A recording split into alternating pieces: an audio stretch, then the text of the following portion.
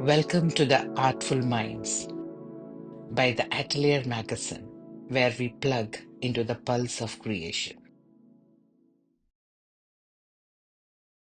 So, good morning, Mansi, and welcome you to our Atelier magazine's interviews. It's basically, instead of interviews, we say interactions.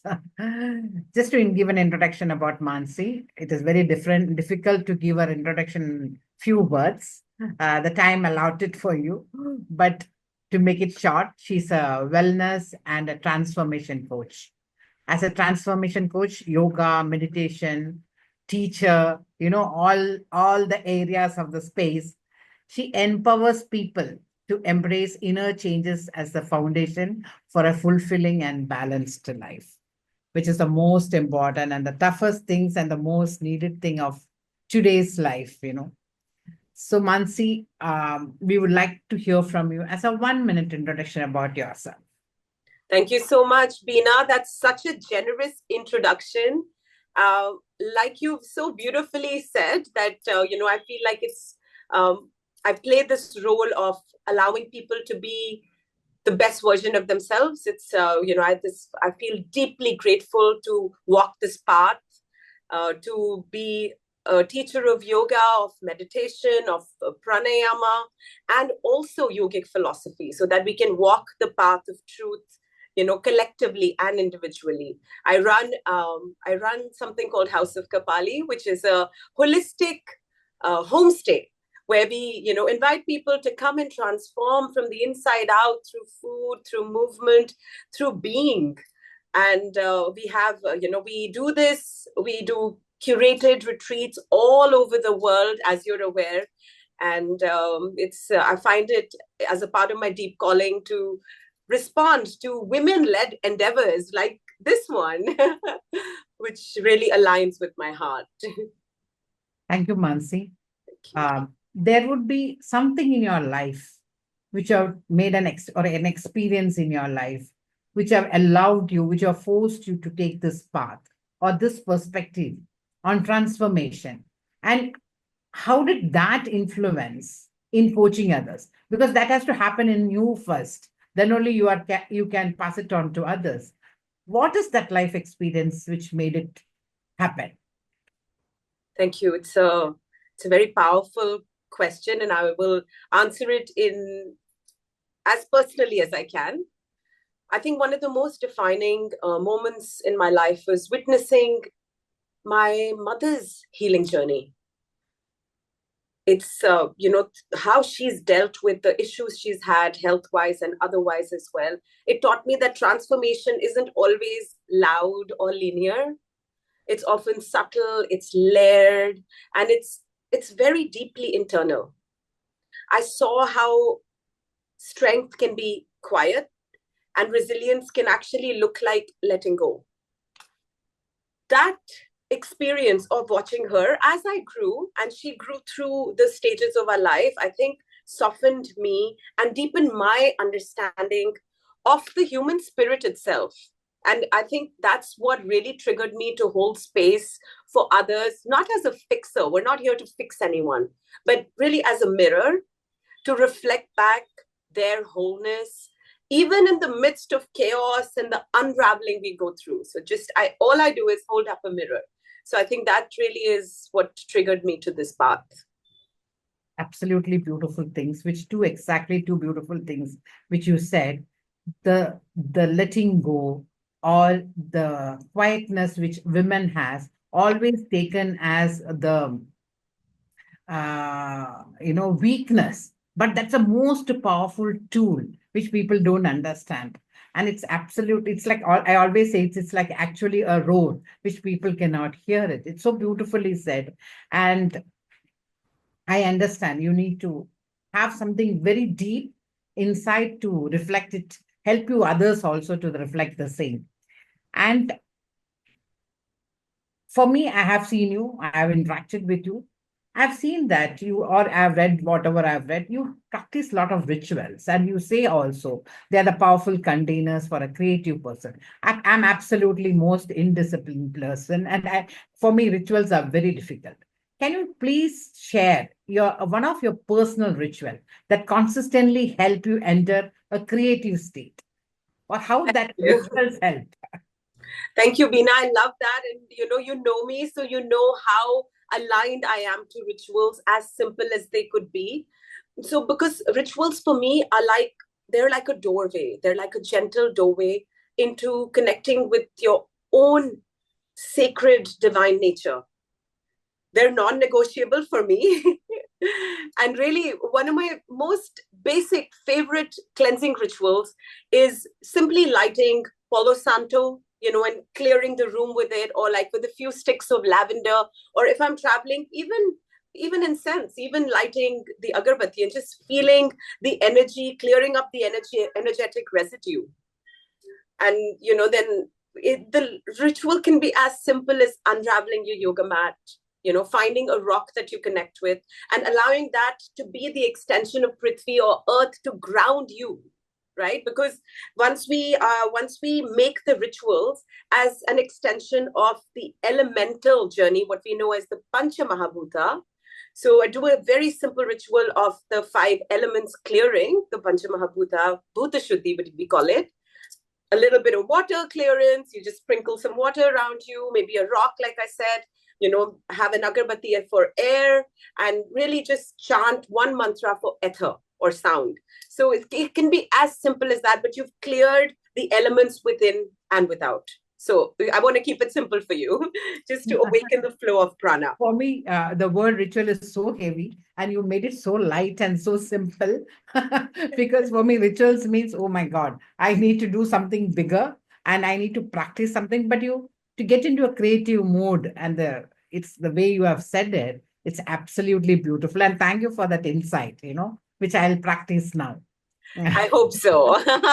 As someone, who blends, it's a very difficult question I'm asking, and it's a difficult method also to blend the science, mysticism, and yogic philosophy in your work or in what you do, because it's all 4 corners, it's 4 different things. Even the essence may be same, but it's all different things. How do you strike that balance between that inner stillness and that outer expression, especially when you are guiding others through transformation? It's easy to implement on you, but when you are helping others, how do you find it easy? How do you strike that balance? Thank you. It's a beautiful question. I think for me, over the years, I've learned that transformation begins in stillness. It's not silence, but it's an act of deep listening. It's the space where inner truth reveals itself before it's even spoken or shaped, right? Outer expression then becomes the echo of that inner clarity. So you're not actually doing anything. You're just taking a cue from what is the voice inside to what the outer expression can be. So I don't try to balance the two as much as I allow one to inform the other, right? Science gives me the language and the structure. Mysticism gives me the depth and wonder. And then you put it together, because with yoga as the language, it reminds me that the body is the meeting point of both, right? So like I said, when I'm guiding others, I'm not really trying to lead them somewhere. I'm only simply holding a mirror to their own inherent state so that they can see themselves more wholly, more truthfully. And that's where I think real transformation lives. It's in the pause before the breakthrough. It's in the breath before the becoming, right? I know it's a little bit poetic, but that's how I see it. I completely understand. It's basically the power of a true light, I'll say. And, that pause is what makes the life beautiful. If we always we always miss that pause because we are so hurried to go to the next step, So, and I feel as a coach, what you meant to make it more clear for me is basically a good listener when you are coaching or when you are helping others to transform, you being a catalyst to transform. So you're basically being a good listener, allowing them to connect. So once you were able to listen, I think that is itself a pause for the other person, which is beautifully said. Um, what is that mantra of yours? I keep asking this question, but for others, I would like to hear that mantra, that spirit which you carry always, which is actually, if you say, it is infectious because it can just move on, pass on. What is that mantra? I think the mantra is just to stay rooted in the present moment. But it's two, right? So it's stay rooted and don't take yourself so seriously. When you take yourself lightly and stay in the present moment, some magic happens. You just have to let it happen. I can't explain it anymore. No, it's a beautiful thing. Stay rooted. And being in present is the most difficult thing that can happen. True. Thank you, Mansi. It's very simply said. Few minutes, you said very beautifully, poetically, very simple things, but very deep-rooted things, I will say. We have some rapid-fire questions for you. Love that. Journaling or meditation to start your day? Meditation, always stillness first, words later. So I keep a journal close by to write down, but definitely meditation, silence first. One book that opened your spiritual path? Now that is a tough question. Books have been... Or one book that you find some magic. And one book that you always keep going back to, right? I think that's the Bhagavad Gita. Yeah. I think Bhagavad Gita it's a manual for us to live with wisdom, with grace, with courage, with surrender. And it's a timeless manual. It's applicable to every situation, every point in our lives. I think it's something that you can just open a book, open a page, and it'll guide you to where you are, where you need to be guided to. I think it's just something that... Our life is full of things which we have reason to go back, and they have solutions. Yes. A beautiful answer. Exactly. Yeah. Favorite yoga pose for a creative flow?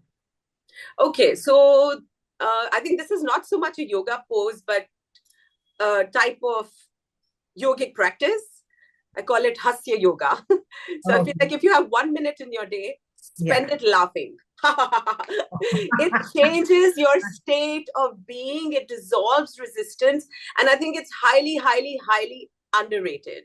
So if you want to unlock joy-fueled creativity, you have to spend 1 hour, 1 minute doing Hasya Yoga. And I realized now I understood that's the mantra of life for you. Yes. The secret mantra.